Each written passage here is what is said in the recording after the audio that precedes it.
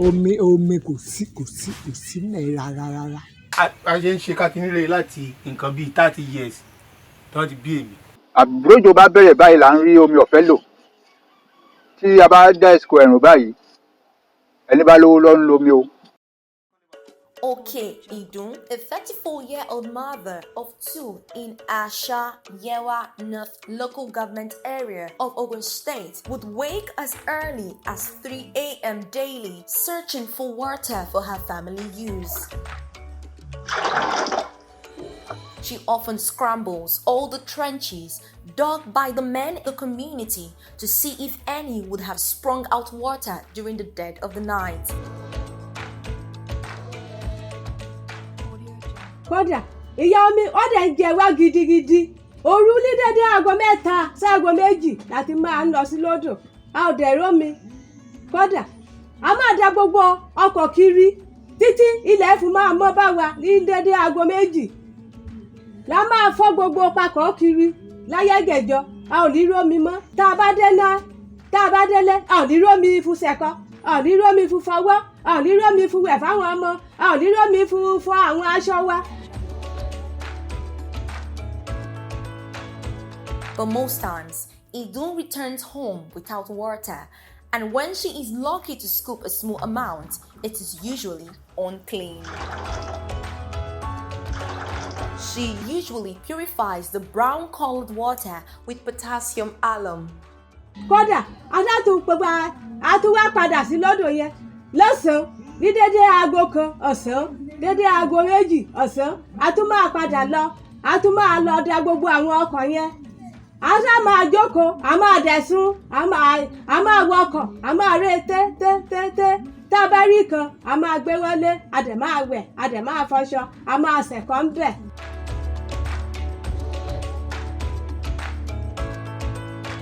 The struggle to get water for cooking and house chores makes bathing an option in most households in Asha. Kò sómi tá a fi ń wẹ̀ fáwọn ọmọ. Aṣọ máa dọ̀tí ni. Kò sómi tá a fi ń fọwọ́. Kò sómi tá a fi ń wẹ̀ fún àwọn ọmọ. Ìgbà tí a ò sì rómi ká fi wẹ̀ fáwọn ọmọ, ara wọn máa gbóná ni. Àwa náà ara wa sì máa gbóná ni. Àwọn ọkùnrin tí wọ́n bá ti lóko dé, wọn ò kì í rómi kí wọ́n fi wẹ̀ mọ́. Kò sí omi tá a fi ń ṣọwọ́, kò sí wẹ̀. Ẹ rí bí bàbá yìí sọ pé àjárò làwọn ti fomi kára gbẹ̀yìn. This is despite getting messages by the Nigeria Center for Disease Control (NCDCs) on the radio advising the public about hygiene, including regular washing of hands with soap and water as one of the essential measures against the spread of COVID-19. A máa ń gbọ́ nínú rédíò pé ká máa fọwọ́, àwa tá ò rómi wẹ̀, àwa tá ò rómi fún fọṣọ, àwa tá ò rómi wẹ̀. Idun did not know that the water she and her family members are consuming is full of impurities. According to data-fied investigation of the water sample being consumed in Asha, there is 5.5% acid. Using Formazine Turbidity Unit (FTU), the water contains 10% of turbidity, 92.5% of total solids ppm, 90% of dissolved solids ppm, among other physical characteristics in the water the women scramble to get daily. The microbiology characteristics test of the Asha water sample reveals that there is also a high presence of bacteria and fecal coliform. The results stated that the health implication of the water may include corrosive tendencies, fecal contamination, urinary tract infection, bacteremia, meningitis, diarrhea, acute renal failure, and hemolytic anemia. From the microbial analysis of this water sample collected from the community, we could see that the water contains coliform bacteria. And the detection of coliform bacteria in this water sample is an indication that this water could contain disease-causing organisms known as pathogens. So the further detection of fecal coliform bacteria in this water is an outright indication that this water is contaminated by fecal matter, or what you know as human excrete. And that poses a high risk of ingestion of disease-causing pathogens by drinking of this water. So that is plainly a public health issue. It's a critical public health issue that needs to be addressed as soon as possible. Bí sílùú Ilé February 17, 1934 ni wọ́n ti bí sílùú láti ń jẹ́ ìyá yìí bọ̀. Lé Àṣà kò sí omi rárá, kò sí omi. Bá fẹ́ lo omi àgbọn là ń tí ń là ra omi. Àsìkò ilé kòró là sì ń yọ gbogbo omi àwọn lẹ́nu, kò sí omi à ń fo fọwọ́, kò sí à ń fo wẹ̀. Bá fẹ́ lo omi, lọ pa máìlì méjì tẹ́ntẹ́ ká la ṣẹ̀ṣẹ̀ ra omi wá síbí ni, kò sómi. À ń fẹ́ omi, à nídìí omi. Omi kò sí ní rárá. Ogun was the second state in the country to have the presence of COVID-19, but the index patient was with no significant clinical symptoms. While this should bring relief to the people of Asha, as the head of a community with over 3,000 population, Olajide was worried about the water scarcity in his community, particularly on the regular hand washing preferred as one of the measures against the spread of COVID-19. Like Idun and many other residents, Olajide had not had his bath for about 5 days. Ẹ̀wọ̀ fàáyé mo ṣe jókòó òní ìlòdì ìjárun mo ti fomi wẹ̀.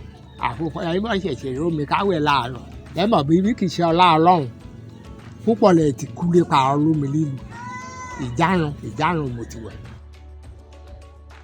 Over 12 young ladies between the ages of 12 and 16 say they often spend days without washing up while on their monthly menstruation cycle due to the water scarcity in the community. According to UNICEF, poor menstrual hygiene can pose physical health risk and has been linked to reproductive and urinary tract infection. One of the school teachers who spoke to DataFat under anonymity due to the unavailability of the school headmaster confirmed that students of the community primary school Asha bring water from their home to pour into the school's hand washing basin. Meanwhile, the only primary healthcare service in the community is dilapidated due to years of neglect. Even when it was nearly opened, residents say it was also faced with the challenge of water scarcity, which made it, as every other household, relied on unclean water for its daily activities. Omi àrígbà látọwọ́ àwọn UNICEF ní year 2005. Ètí nǹkan tó wá ṣẹlẹ̀ ni pé bí wọ́n ṣe bẹ̀rẹ̀ sí ní bá wa gbẹ́ wọ́n lọ kan àpáta kan nísàlẹ̀. Gbogbo ọgbọ́n ni wọ́n dá láti lè jẹ́ kí àpáta yẹn di fífọ́ ṣùgbọ́n wọn ò lè rí fọ́. Ìgbà yẹn náà sì fi sílẹ̀ báyìí. Tún lẹ́yìn yẹn tá a wá dìbò táwọn olóṣèlú wa wọlé bẹ̀ látòrí kánsẹ́lọ̀ títí dé orí alága ìjọba ìbílẹ̀ àti tí àpapọ̀ lókè pátápátá wọn wá bá wa bójútó bó ṣe wà bẹ́ẹ̀ láti gbà yẹn náà rí. Èmi gangan tí mo ń bá wa sọ̀rọ̀ yìí jẹ́ta tí mo ti wẹ̀ láṣìírí. Bí mo ṣe dúró ìgbà tí mo gbọ́ pé ẹ dé mo kàn lọ gbé aṣọ ìkáwọ̀ ni. Sómi tí mo fẹ́ tí wọ́n bá rí mi dára pé mi ò wẹ̀. Asha community is not the only one suffering from acute water scarcity in Yewa North local government area of Ogun State. Indeed, 3 more communities, Agbonjodo, Ibeku, and Moro, are in that predicament. In 2006, Job Olufemi Akinton, a lawmaker who represented Egbado North 2 at the Ogun State House of Assembly for 8 years, nominated a water project which was commissioned by Benga Daniel, governor of Ogun State at the time, on May 30, 2006.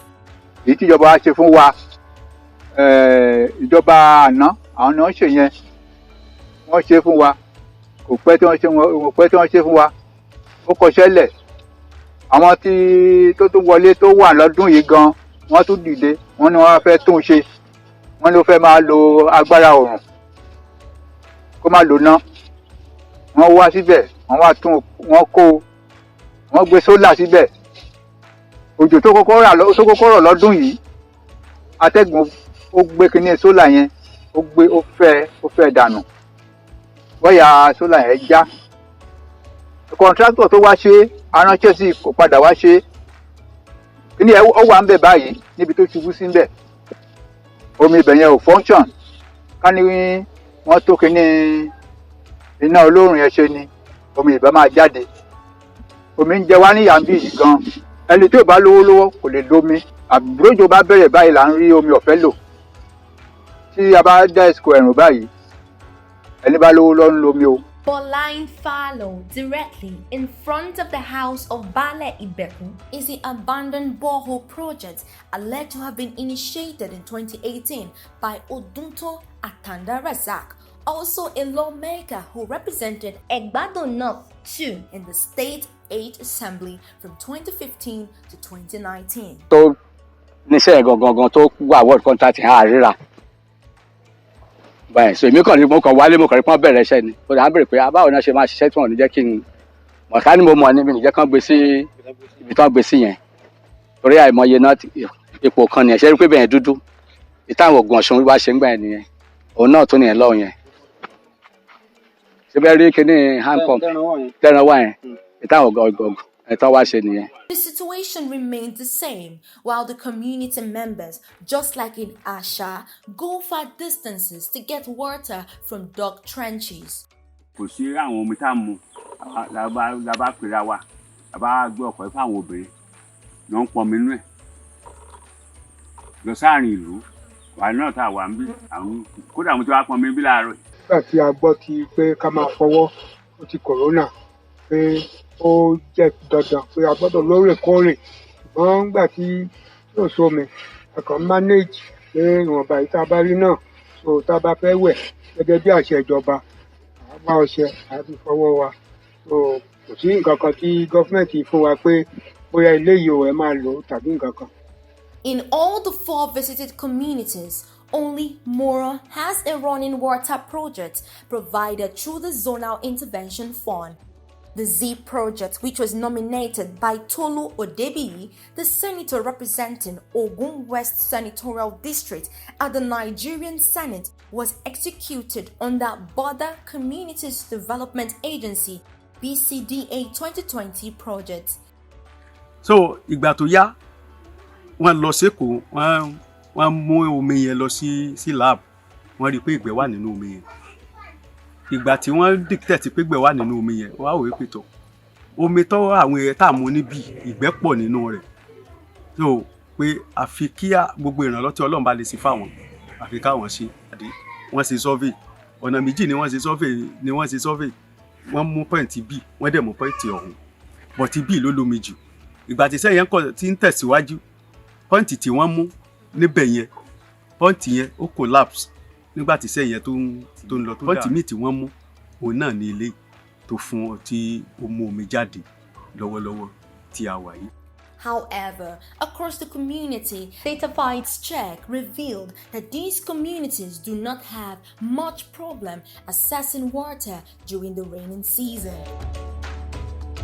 According to WaterAid, more than 60 million people in Nigeria do not have access to basic clean water supply.